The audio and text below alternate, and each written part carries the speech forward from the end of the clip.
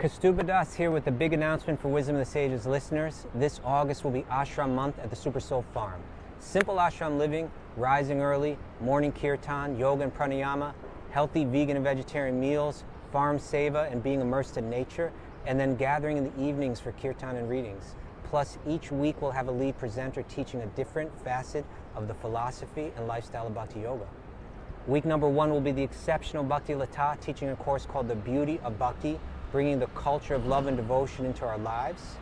Week number 2 is my brother from another mother, Raghunath, teaching Falling in Love with Divinity, the Bhakti Yogi's method for opening the heart. And week number 3 is myself with a course called Following the Path, examining the history and teachings of Bhakti Yoga. You can come for 1, 2, or all 3 weeks, and the pricing is by donation. For more dates and information, go to wisdomofthesages.com/events. Peace.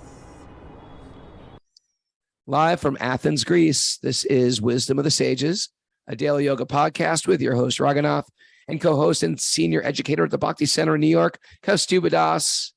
Welcome to the show, everybody. Welcome to Greece. Beautiful Athens. What a history. We have, truthfully, every place probably has a history. We just don't know the history. But, there's some really obvious historical points like the Acropolis, Parthenon, various temples, Mount Olympus, Temple of Athena. You're gonna go running around, try to see it all? You know what? I barely have time to do anything. I gotta get home. You're on tour. I gotta get home. I had an incredible show yesterday. I hope the show was okay yesterday. It was in a van, pulled over at this Italian castle. The castle was from the 1100s, I found out. And there was just sort of like a wealthy artist, a well-to-do, not super wealthy, but a famous artist from Italy who was a big Youth of Today fan when he was a teenager.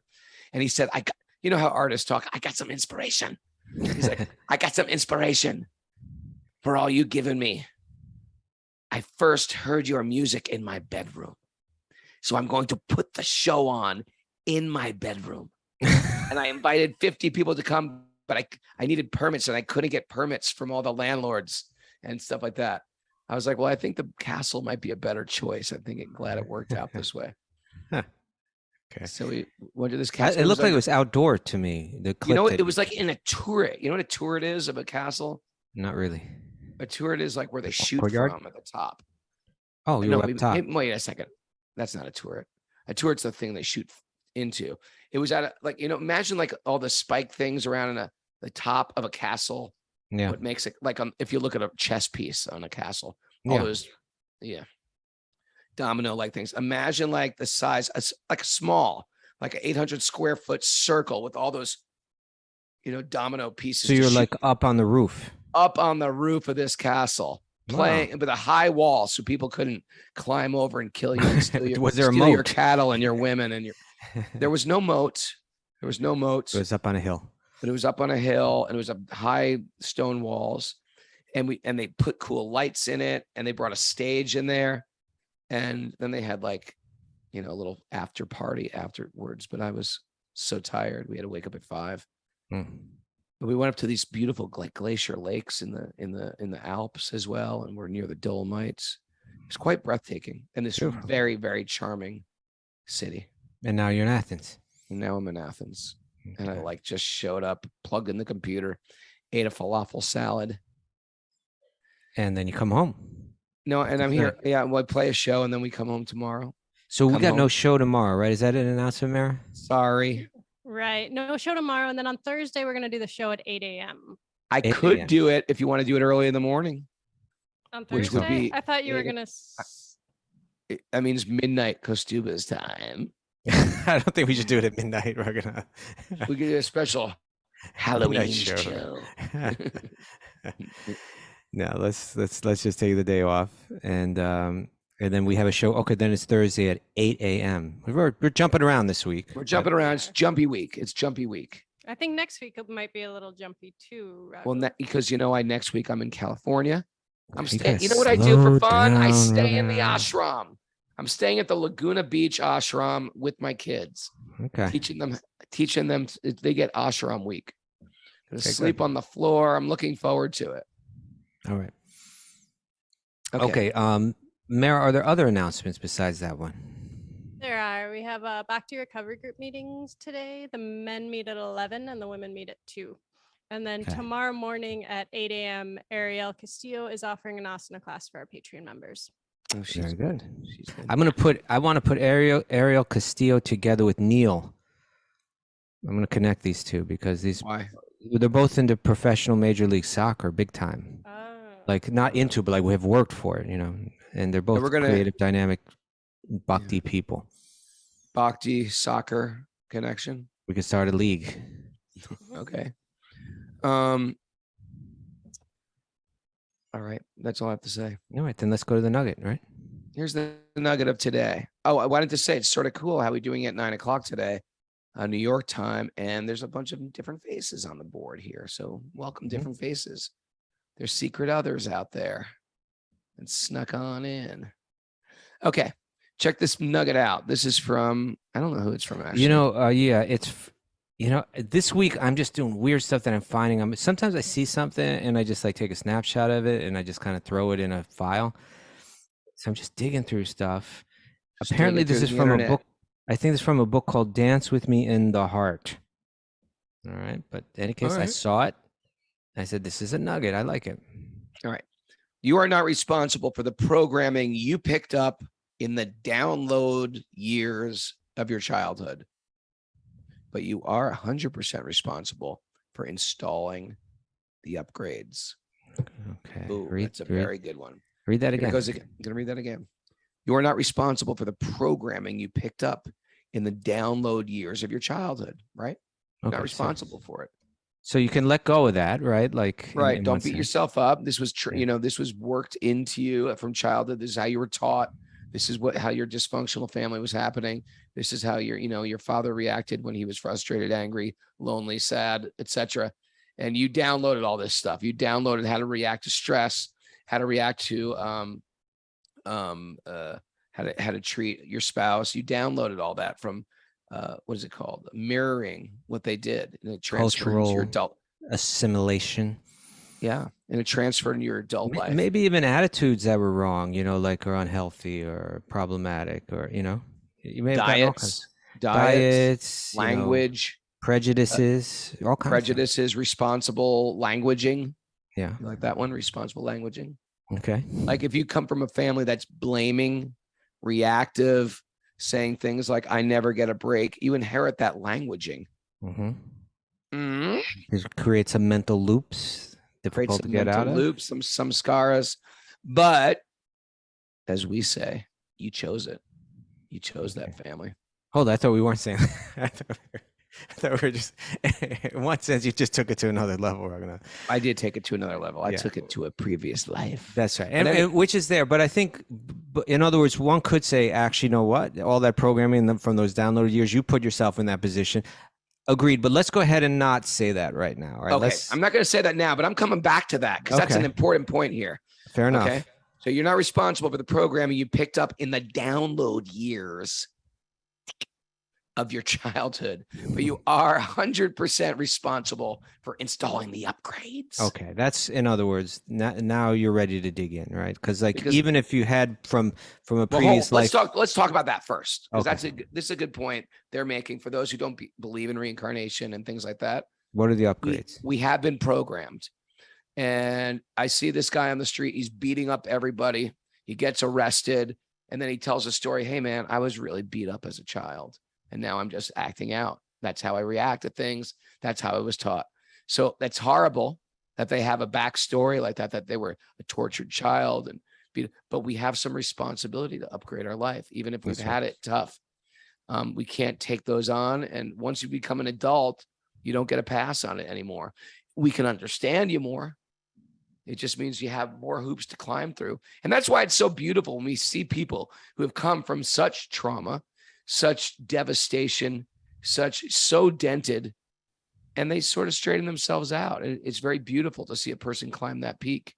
They may have felt a more urgent need to install the upgrades. Right. Yes. I mean, the whole Bhakti recovery group we got going, if you're unfamiliar with that, check that out. But it's all about people who've they've been through their hell on earth. The Pope says there is no hell. I'm going to tell you, Mr. Pope, there is a hell. Okay. Right? Just examine someone who's going through addiction. That's like hell on earth. I don't think he was saying that doesn't exist, Dragon. Listen to you, Mr. Visit the Vatican. Now you got to defend the Pope. give the Pope a break, okay? Give the Pope a break. Give the Pope a break. What's the matter with you? He took the statement back. There is a hell. He meant there is a hell. Well, all I'm saying is we create a hell on this earth as well with our lifestyles and our choices. So if a person's digging that trench for themselves, man, what a horrible way to be. But we have, so I was saying about the Bhakti Recovery Group, because of that hell they went through, it became the bottom that they used as a springboard. A springboard. I understand what that means. Yeah, you like okay, that? You get hit springboard. the bottom, the wave tumbles you. You don't know where you are. You feel the bottom. You spring off the bottom. Right. So that was the impetus to make better changes, better choices. Okay. And I think it's one useful thing about the way that this is phrased is I think it is very helpful to think, it doesn't say it explicitly here, but it's implied. We're talking about the mind, right? The mind is the computer. Our experiences in our youth, in our childhood, that's programming that's being downloaded and being stored in the subconscious mind, which is like the hard drive, right? Yeah. And in one sense, we're not responsible for that because you're young and you don't know how to process all that information, Yeah. So it gets stored, in what we call samskars, and these latent impressions in the mind. It's like the subconscious mind. They rise up from time to time, but as we get older, we understand, hey, there is some software that I can download. There's some applications, like for instance, the buddhi, right? The intelligence, and with that, I can begin to process all that information. I never downloaded that app. The buddhi. The buddhi app? No. I downloaded the ego one. I've got that. I've got the platinum version of the ego app. You got the Manas app, yeah. but these are the three applications in the mind, right? The Manas, which is like the impulsive mind, where I like this, I don't like that kind of thinking is going on. Yeah. Then there's the ahankar, the ego, which is like, this is who I am, the sense of identity. Yeah. And then there's the buddhi, which is the reasoning, the discernment, the judgment. And it's that buddhi which we can use to process all that information, even the stuff that came in as a child, right? Mm-hmm. And stored deep. We can process that. We can begin to look at it through like these lenses of wisdom that these ancient texts give us. And then we can say, I'm upgrading now, right? I'm going to respond differently now. Sure. And that is 100% our responsibility. That's not no one but us. And what happens, and I think the people in the 12-step program, they realize like, oh, I get it. I'm making the same dumb choices again. I'm taking it, right? I'm taking a different seat on the Titanic. I'm not making a, right? You like that one? Different seat on the Titanic. I'm making a completely different choice now. And that's when we get out of this samsara, because the idea is it's not just bad choices in your teens or in your 20s, or bad choices in my teens, 20s, and 30s. It's not just there. We've been making bad choices for lifetimes. Now you're going back. This trauma that has happened to you by making a bad choice of my crappy father, or my crappy addiction, or my crappy situation. We chose that situation to get that trauma again. In the same way we've chosen the bad boyfriends, the bad girlfriends, the bad situations, and in the same way we've chosen that repeatedly, we've chosen it to get to this situation where we're going to do it again, because we see life as eternal. We see it work in these cycles. There's bigger cycles that we're making, not just, daily I made a bad choice. We were making it monthly, yearly, right? Seasonally, and lifetimely. We've been making these choices. Lifely. And that's samskara. And when we get to a bona fide yoga system, we get to someone who's connected with Bhagawan, someone who's connected with source, right? And we meet a community, we meet a teacher, or meet a good friend who is not going to co-sign on my nonsense anymore. And they're going to take, you like that one? Co-signing on my bull. Okay. Right? They're not going to co-sign on my nonsense anymore. Thanks, GVG Life Coaching. I stole that from her. Then they're going to start calling me out of my patterns. And that's going to give me access point out. And that's what we need. We need an access point out of this loop. That's what a bona fide yoga system is. It's the upgrade. It's the upgrade. It's the upgrade. All right. Install that upgrade. Right. Imagine. Do you remember those Mac? What were they called? Strawberry MacBooks or something. Those colorful Mara, ones. do you remember that? They were like purple, blueberry. I had blueberry. Lime. Lemon. Remember those? Imagine finding that, opening it up. It doesn't work. You can't do anything with it anymore. You got to upgrade. Upgrade it. Okay. Thank you. That was today's nugget. Thank you. Narayanam namaskritya naram chaiva narotamam devim saraswatim vyasam tato jayam madhirayan. Before reciting the Srimad Bhagavatam, which is our very means of conquest, one should offer respectful obeisances to the Supreme Lord Narayan. Unto Narayan Rishi, the supermost human being, unto Mother Saraswati, the Vyasadeva, the author. Nasta Preshva Bhadreshu Nityam Bhagavat Sevaya Bhagavati Uttama Bhaktir Bhavati Naishtiki, by regular attendance in classes in the Bhagavatam and by rendering service to the pure devotee, all that is troublesome in the heart will become eradicated, and loving service to the Supreme Lord, who is praised with transcendental songs, will be established as an irrevocable fact. Om Jnana Tamarandasya Jnananjana Salakaya Chaksur Unmilatam Yena Tasmai Shri Gurave Namaha. I was born in the darkness of ignorance, and my teachers are opening my eyes with the torchlight of knowledge. I offer my obeisances at their lotus feet. Boom. Boom. Squirrel. Next Sunday is next Sunday is LA Rath Yatra. I hope I see some people there. That's the big Jagannath Festival on Venice Beach. Really excited for that. It's on Sunday, right? This Sunday. You know, I used to be the MC of that. Get out! You were on stage.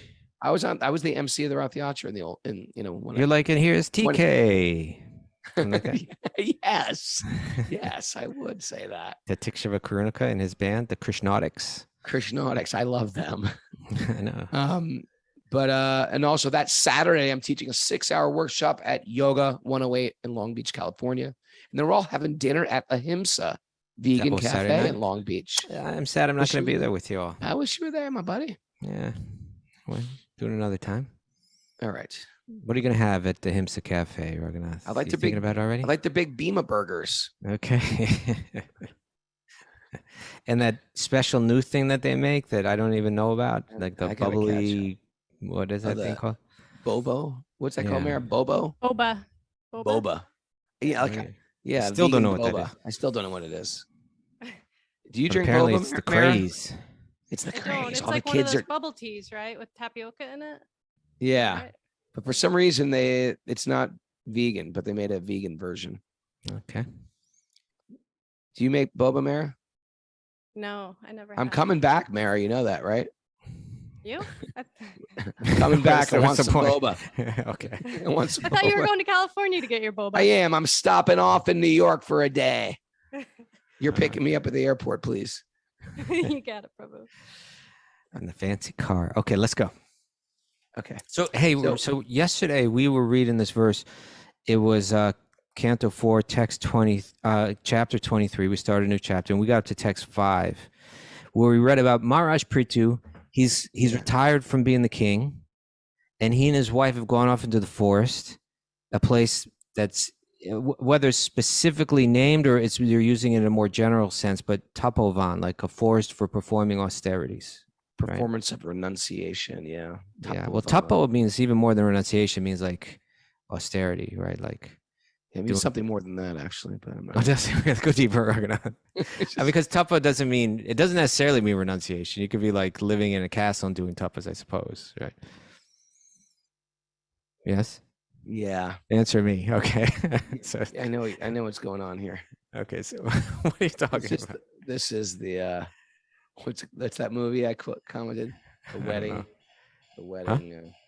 Huh? Bridesmaids. Bridesmaids. This is Bridesmaids. What's going on right now? Mara picked up on it. Yeah. Oh, where they're trying to one up each other, or something like that. Yes. Okay. Okay. Go I'm on. not trying to one up you, Raghunath. I'm just trying to be precise. That's all. So Okay. tapas. Yeah, so was I. I being more precise. Explicitly precise. Okay. So Maharaj Prithu and his wife. What's his wife's name? Just get it over with now. We're gonna.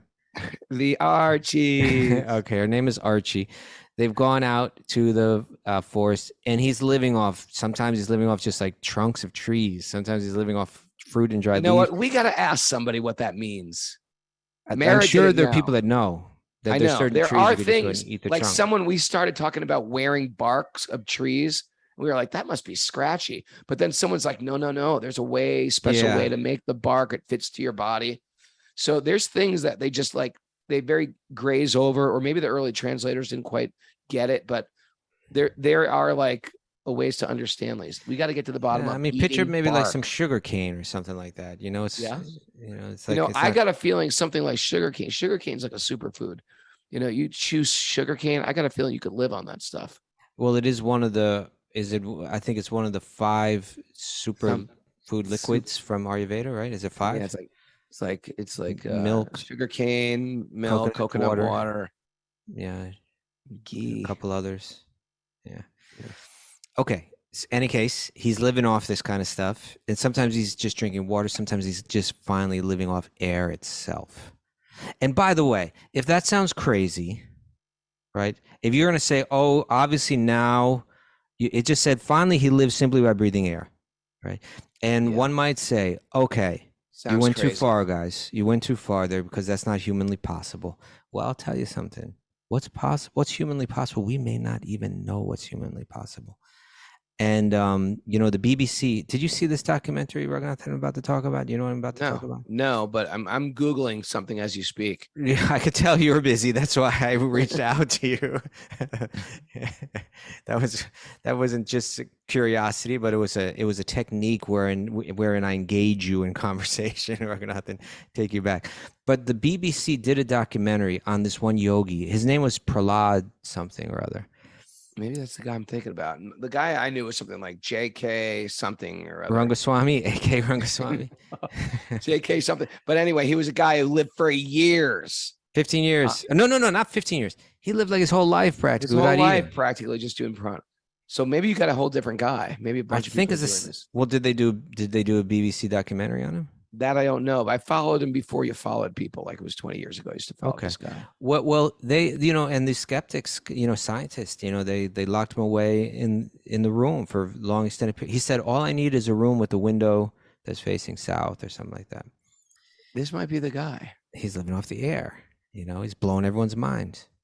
Linda's telling us they're called breatharians. So you might think it's not possible. And they say there's a way that underneath their tongue, like somehow they store something down there just from the air, and they're kind of living off it. I don't know. Anyway, there are all kind of things that are possible. So it's saying that Maharaj Prithu was that kind of yogi. He could do it. And then we started to read in the commentary, Srila Prabhupada refers to Srila Rupa Goswami. Now, who's Srila Rupa Goswami, Raghunath? He's the head of the 6 Goswamis. Yeah. Well, that doesn't help someone if they don't know who the 6 Goswamis are. All right. It's my circular answer. He's like a bhakti master. We are sort of following in his lineage. He extracted from his great vast, he was incredibly learned and incredibly like another from a very well-to-do family, walked away from everything and just really started becoming the big proponent of the teachings of Chaitanya. Yes, he established he established the Govindaji temple. Nice. His job was to excavate pastime places of Vrindavan for Lord Chaitanya, to translate ancient literature and extract bhakti from the Vedic teachings. Yes, and also to discover that was his mission, to discover the Govindaji deity, and he found it. He found it. Okay, in a very, very interesting way. Which is now worshipped in the center of Jaipur as a very important temple. But yeah, he and especially you didn't want to get into it. You didn't want me to act that one out, did you? You know where I was going with and all that. We don't have Mara knew. Look at her head. She's like, oh yeah, this is his story where the cow gets down on his elbows and sticks his udders in a hole. Sticks his udders in the hole. Her udders in a hole. You know what? I just read another story. You're squirreling off. He's it's a double squirrel. It's a squirrel. But no, check this out. So that's how the Govindaji deity was found.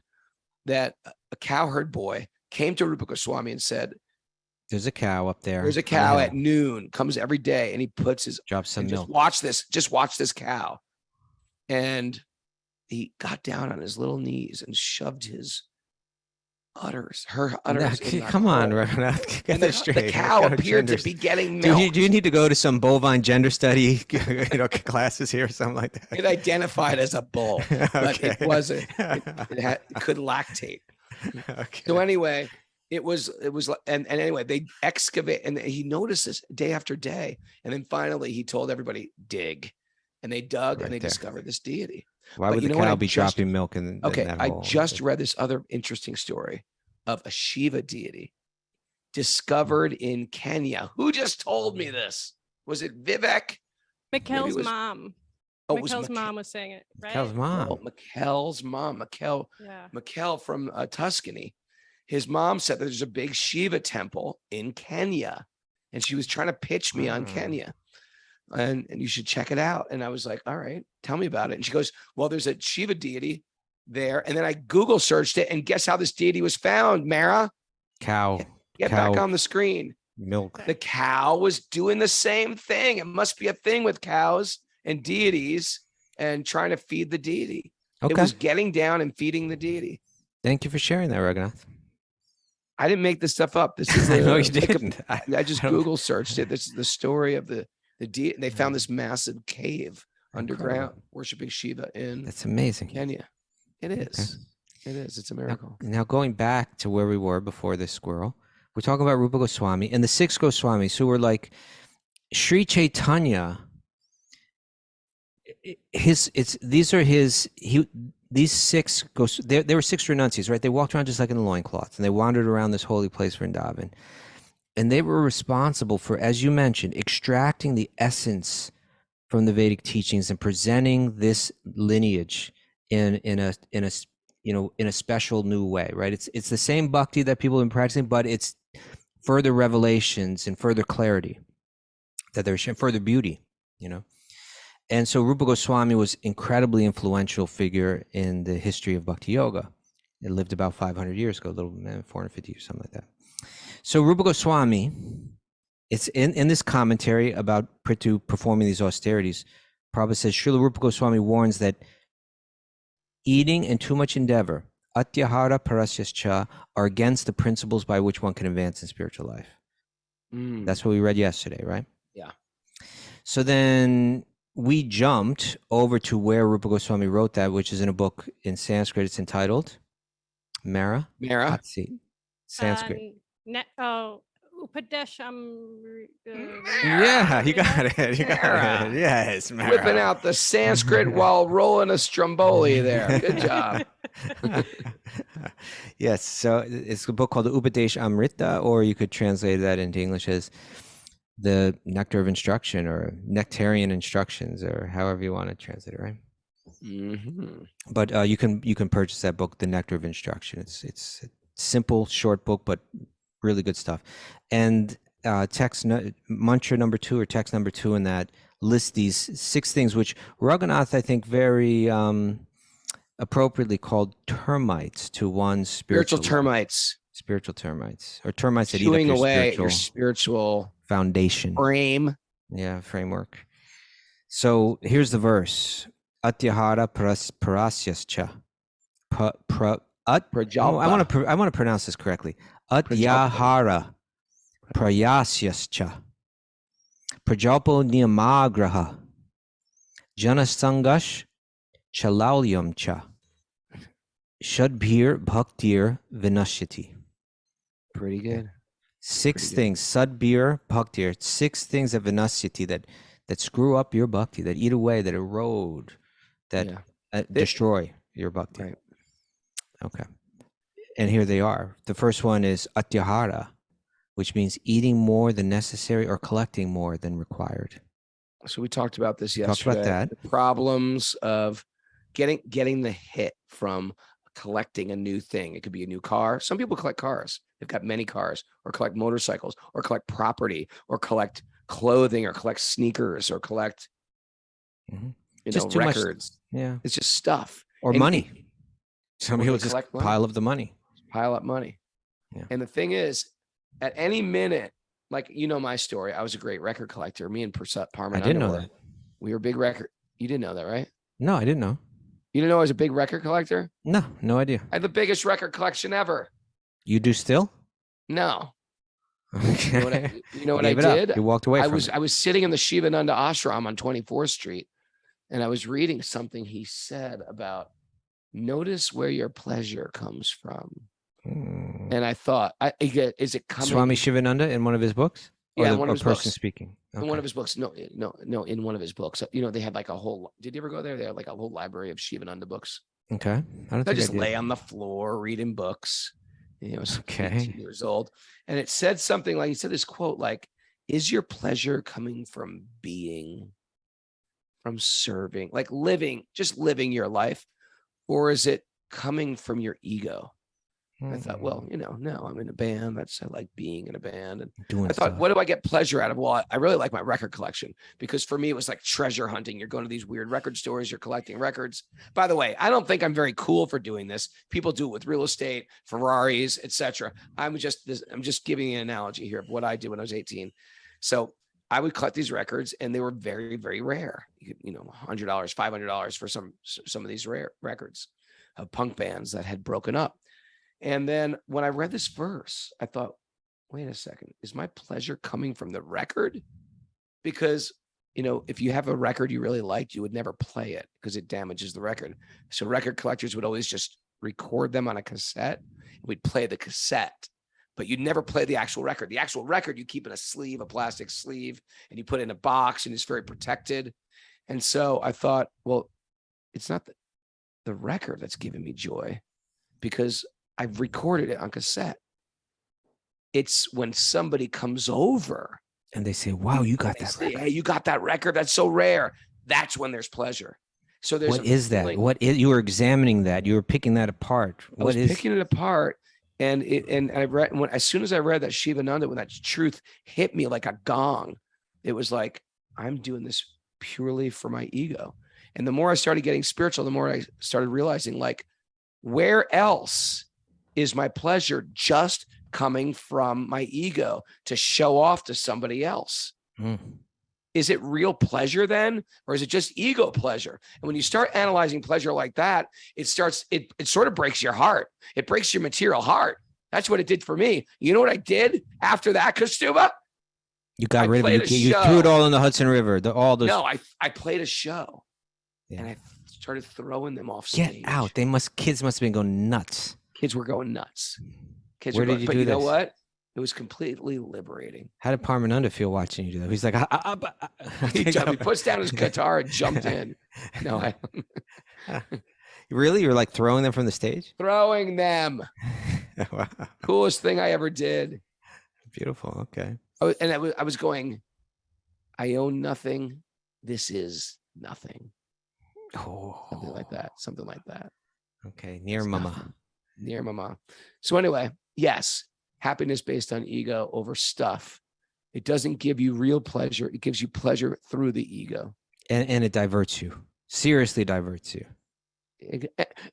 Here's a deal. We're talking about becoming spiritual virtuosos. Is it evil? No, it's not evil to have a record collection. But if we're getting really focused, like we were just with Gopal Chandra, who left his body. Yeah. It's time to get very, very focused. And we're saying this yesterday. You want these spiritual stalwarts in your life that are lifting you, helping you grow, helping you evolve. It's the who's that are making us grow. The what's, the record collections of stuff, the posters I collected, or the sneakers I collected. Who cares on my deathbed? You're not going to say, Mom, bring in my shoes. I want to look at all my Adidas I collected before I die. You want to say, Mom, bring the people in. Right. Bring the people into my life that can uplift me. Right. I'm with you. And it's kind of like you're saying, right? It's not like it's evil, but just think of it like this. If the goal of spiritual life is not an easy thing to attain, then think of yourself almost like an athlete, right? You join a team and you have a coach And the coach is like, hey, are you serious or not? Are you serious about achieving? If we're going to achieve this goal, we got to get serious. It means you got to take a look at your diet. You got to take a look at your habits. You got to look at when you got to wake up earlier. You got to go to sleep earlier. You know, you got to drill. You got to work out. You got to do all these different things. And if you get in, and if you're going to divert your mind to other things, you're never going to have the strength, the time, the energy, the power, the focus. You know, all this is required. So eating more than necessary, collecting more funds than necessary, collecting more than necessary, is going to be a diversion. Let me butt in here too. We want to invite people into our life, not any old person, but people that we trust and love and think they're really interested. Invite them to make those corrections for us. How can I tighten it up? Tighten it up. How can I raise the bar? What's the next step? Right? What's the next step? Yeah. That's always the question. What's the next step? What's the next step? What's my next step? Yeah. Where can I go from here? Yeah. How can I get a little more serious? I'm not that serious. I don't have the urgency. I haven't hit the rock bottom. Okay. Do you need to hit a rock bottom first? Easy. Easy. All right. So then let's go through these one after another so people know. Okay. Yeah. Okay. So the first one was Atyahara. Atyahara. It's interesting to break that. Ahara means, I'm gonna look this up right now. Come on, computer. Ahara. It means eating. It means eating or something for the senses. And ati means like very, apparently. Very eating. Very, yeah. You're very involved in feeding the senses and collecting. I've been very, very eating on this entire trip. Okay. Okay. So Atyahara. And then the second one, prayasaha, which means over endeavoring for mundane things that are difficult to obtain. Right? Getting diverted into some kind of goal or some kind of endeavor that in the end you put the ladder up against the wrong wall. It really wasn't something that was needed. You know what a sadhu told me once? I thought this was good advice. I was like, how much do you endeavor for? Like, how do you know when you're over endeavoring? And he goes, you reach out your hand as far as you can and you grab it. If you can't reach it, he goes, never tip for it. Never tip. Interesting. You reach out. Never lean for it. Never lean too much for it. Right. He goes, if you can reach out and you can grab it, then it's not an over endeavor. So I assume we're taking that figuratively. Why are you staring at me? I was thinking which one. I was like, which one is figurative mean? Which one is figurative mean? Is that the one where you're actually doing it like a figure? Yeah. Okay, so in other words, we're not saying that you need to run out to the forest, but what we're saying is you can't start chasing. Certain things will come in life without over endeavoring, and we accept them. Right. Yeah. I need a decent house to live in, but I don't need that house to live in. Right. Maybe I need a car to get around, but I don't need that car. Right. Sure. I don't lean into it. What if I decide that to get the car that I want, I have to actually take a job that I don't want, or that's demanding too many hours of me, or that I can't invest in other things that are more important, you know? Did Mara need that sports car? It's a question. It's a fair question, Raghunath. It's a fair question. She doesn't know herself. She's wondering right now. She's like, it was electric. It seemed like the right thing to do. I have saved a lot of money on gas. Okay, so she has. Yeah. She has saved lots of money on gas, and so maybe she didn't have to lean for that. But you know, sometimes people are going to lean. So I don't think I leaned too far for that car. I don't think you did either. I think that was completely reasonable for you, Mara. Yeah. Okay. What was the Ferrari? That's her dream car. That would have been a lean. That would have been right. A lean. My Shelby pickup. That's the one I want. If only I had that truck, I'd be happier. What's your car called, Mara? EV6. Yeah. Kia EV6. Kia. Okay. All right. So we had Atyahara. We had Prayasha, and now famous one Prajalpaha. Right. Prajalpa. I'm famous for this one. Talking about nonsense, diverting people from spiritual life. Talking unnecessarily about mundane subject matters. We gotta lose a taste for it. Yeah. Yeah. It should become pain. When we hear Prajalpa, it should become painful. Yeah. Like, oh man. Like, stop the noise, please. Yeah. So, and it's another one of these things. Well, devotees say, well, no, you can't. You're not actually allowed to. It's one of our principles. Otherwise, we're supposed to be silent. And if you want to talk, talking is okay, but the talking should be uplifting, spiritual, life affirming. It should be wonderful. It should be bringing us to higher places. Nourishing. It should be like yesterday's thing. Remember, I want my conversations to be nourishing, soulful, blah, blah, blah. Right. Remember that? Yeah. So otherwise, the idea is otherwise we're like these monobubbles. We're silence. We don't speak because sound can bring you very low. And therefore, Bhagavad Gita gives us those austerities of speech. Yeah. So zip it or talk about Krishna. Okay. So that was Prajalpa. We spoke a little about that. Now we're going into the ones that we didn't cover yesterday. Number 4 is Niamhgraha.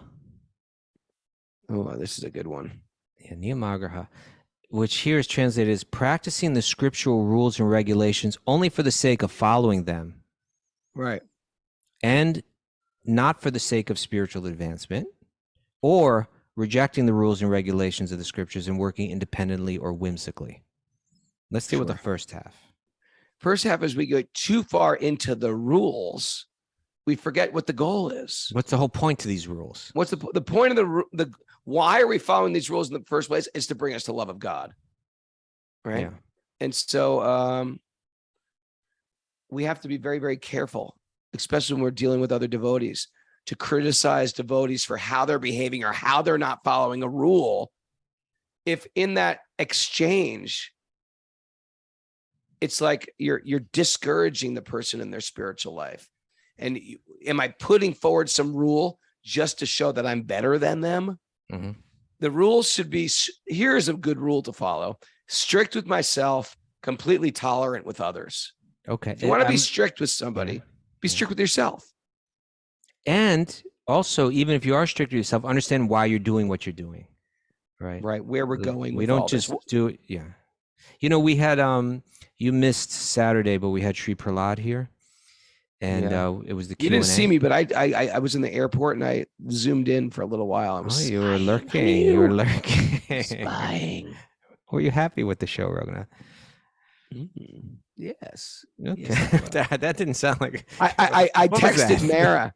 I texted Mara and I said, how's it going today without me? And she goes, oh, Sri Prahlad cannot stop interrupting Kaustubha and bursting into song. I was like, really? She said that for real? A second.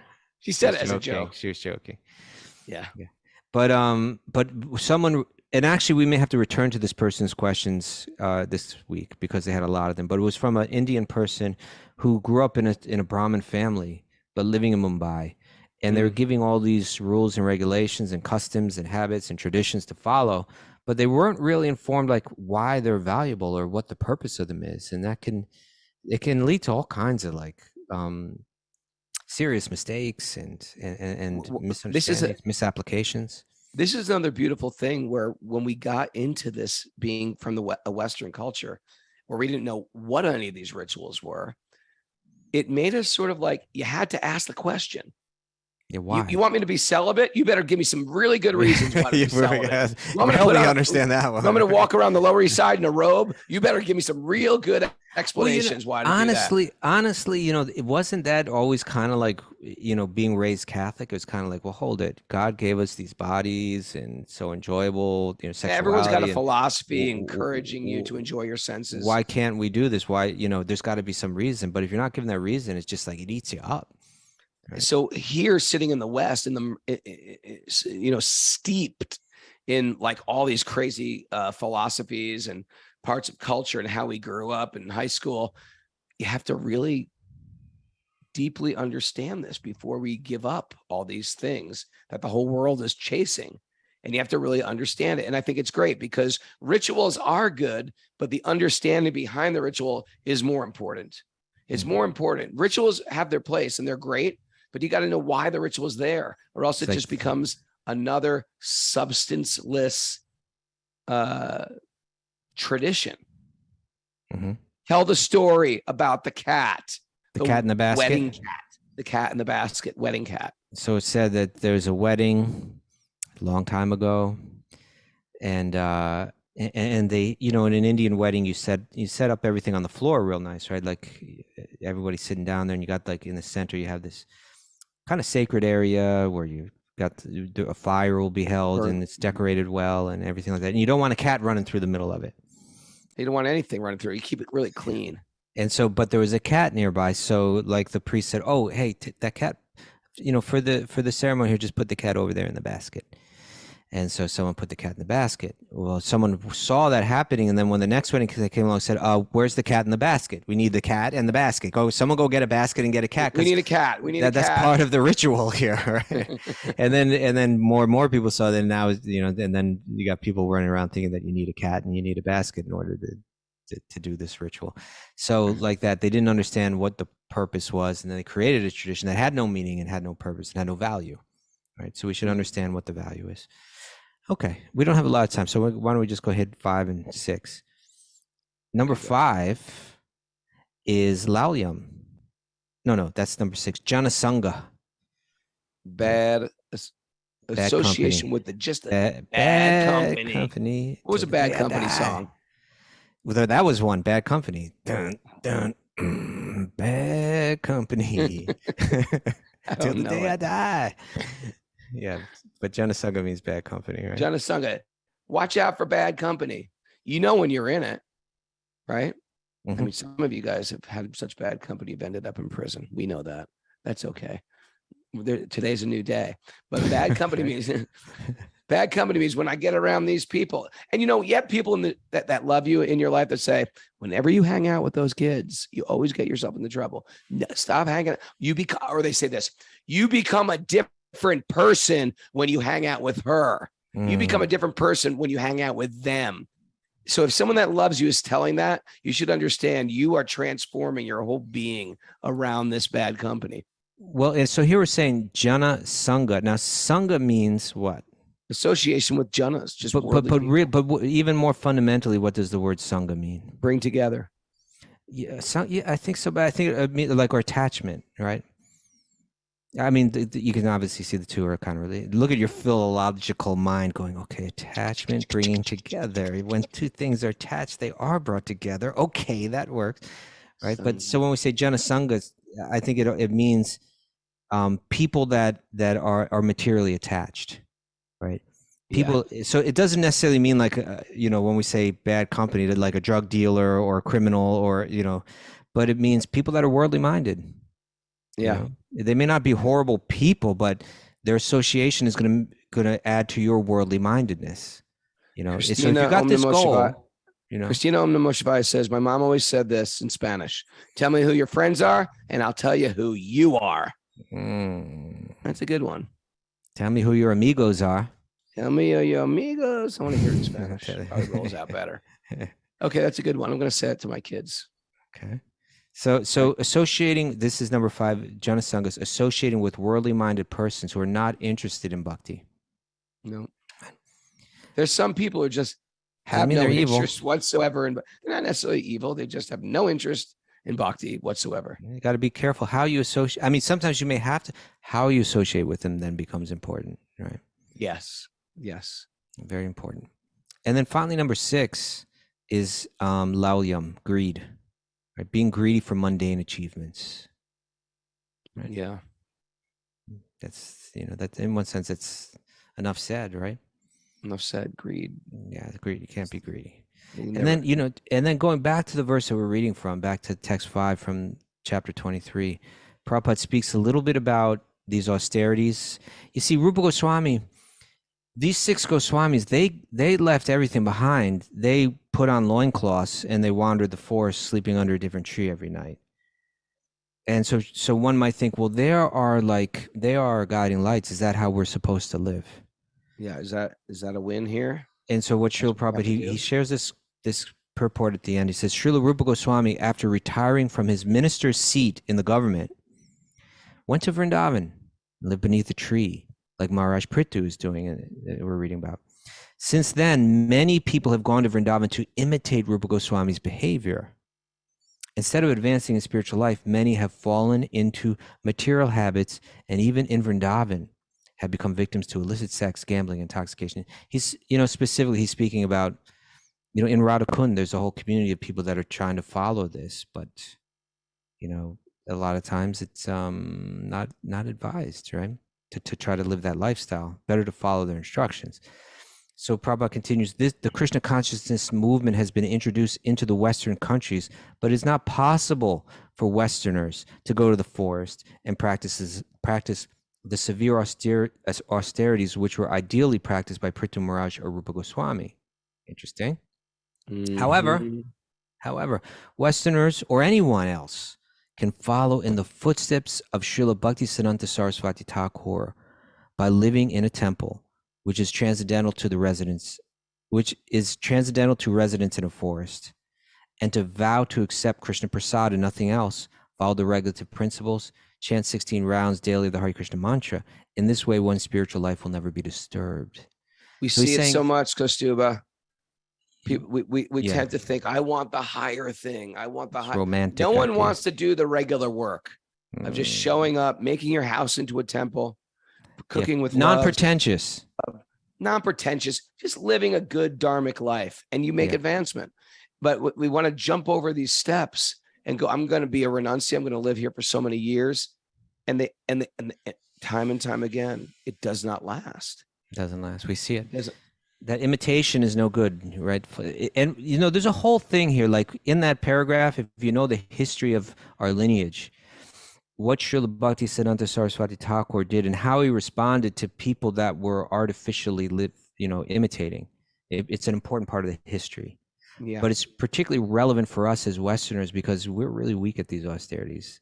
And I think that it's great for our community here, which is, none of us are living in. Sometimes if you're living in a temple, you got a few people that are like really trying to win awards for their renunciation.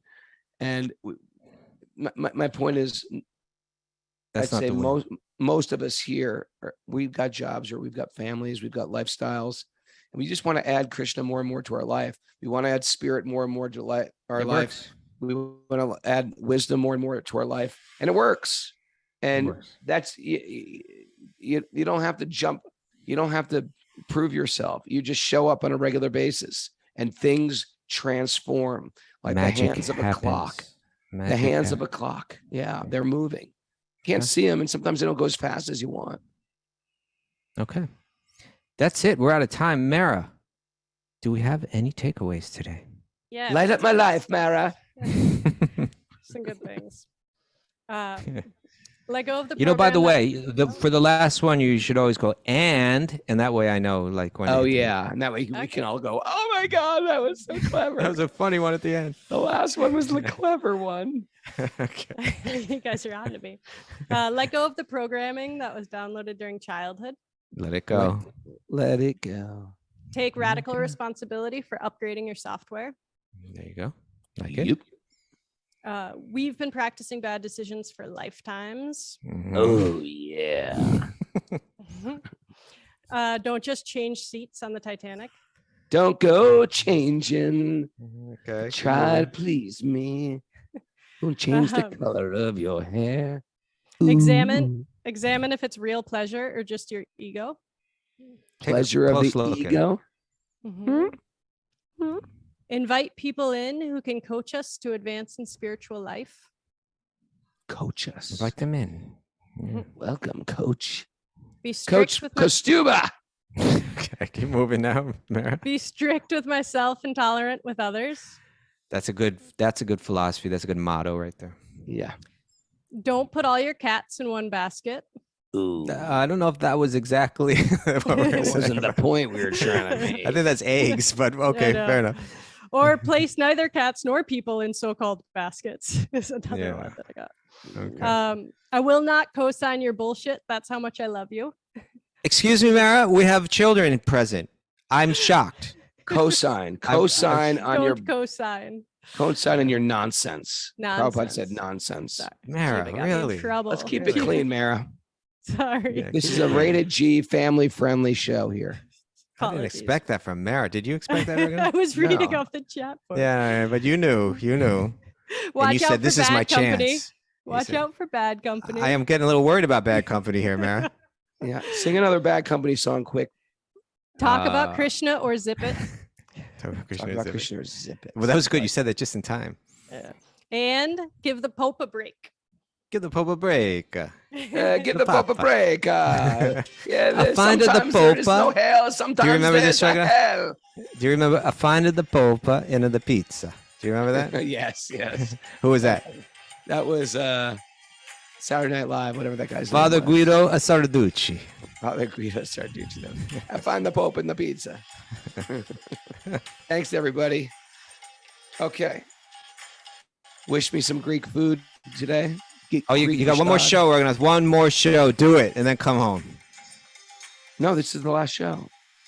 Yeah. I thought you have one more tonight. Tonight, your Youth and State show. Show. You have one more show podcast. tonight. Ragnar. Yeah, I got one more You're show. like, what? I got a show today. Yes, I've got one more performance. Do it. Leave it all out on the stage tonight, Raghunath. And let it go. I'm gonna turn on put my hands in the air for Lord Jagannath. I'm excited to see Lord Jagannath.